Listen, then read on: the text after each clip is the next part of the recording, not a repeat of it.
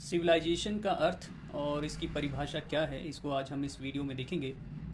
Civilisation शब्द की उत्पत्ति लैटिन शब्द सिविलिस अर्थात सिविल से हुई है और इसका संबंध सिविस नागरिक और सिविटास सिटी से जोड़ा जाता है।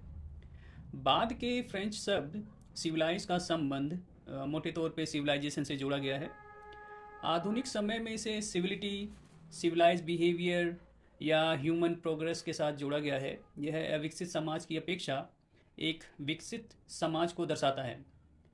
इसका तात्पर्य सिविलिटी से है, अर्थात व्यक्ति के व्यवहार में डिसेंसी से है। और वर्तमान में जो भी आर्कियोलॉजिस्ट हैं, जो भी स्कॉलर हैं, वो सिविलाइजेशन शब्द का प्रयोग शहरीकरण व राज्य स्तरीय समाज के लिए करते हैं।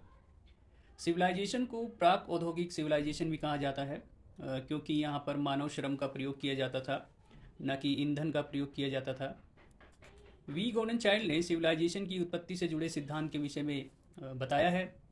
गॉर्डन चाइल्ड ने 1950 के दौरान कहा कि नवपाषाण क्रांति के बाद हम देखते हैं कि शहरों का उदय हुआ। ये शहर पहले की अपेक्षा बहुत ही सघन और विस्तृत थे। इनमें धातु क्रम का विकास देखा गया। नए सामाजिक वर्गों का उदय हुआ जो पूर्ण रूप से दस्तकारी और विशेषज्ञ थे और कृषक के अधिशेष पर निर्भर थे। जो भी दस्तकार होते हैं और विशेषज्ञ वर्ग होते हैं, वे कृषि आदि नहीं करते हैं, इस कारण वे कृषक के अधिशेष पर निर्भर थे। कृषि अधिशेष का निर्माण नई तकनीक के आने से हुआ। कांसे के औजारों के आने से, सिंचाई के आने से जो है हम देखते हैं कि कृषि अधिशेष आया। नई तकनीक के यूज़ से कृषि उत्पादन बढ़ गया और निरंतर अधिशेष उत्पादन की आवश्यकता को बनाए रखने के लिए और इसके पुनर्वितरण के कारण एक केंद्रीकृत संस्था का जन्म होता हुआ दिखाई देता है। यह खाद्य आपूर्ति, उत्पादन और पुनर्वितरण पर नियंत्रण रखता था। यह भेंट और कर व्यवस्था के कारण केंद्रीय संस्था के पास देखते हैं कि पूंजी जमा होने लगती है।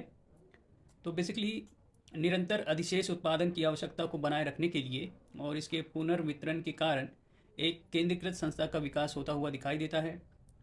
और यह केंद्रीकृत संस्था खाद्य आपूर्ति, उत्पादन और पुनर्वितरण पर नियंत्रण रखती थी।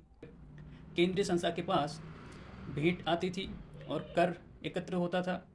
इसके कारण केंद्रीय संस्था के पास एक बहुत बड़ी पूंजी जमा होने लगी।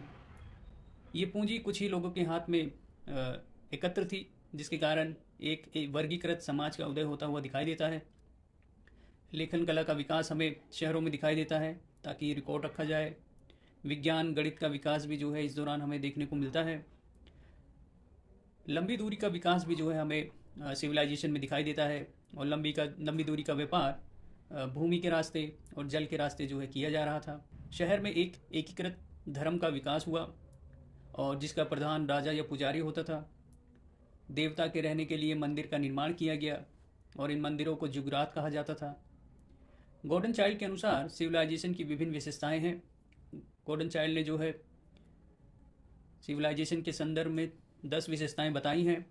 पहली है शहरों में सघन जनसंख्या। दूसरी है शहरों में विशेषीकृत वर्ग का होना।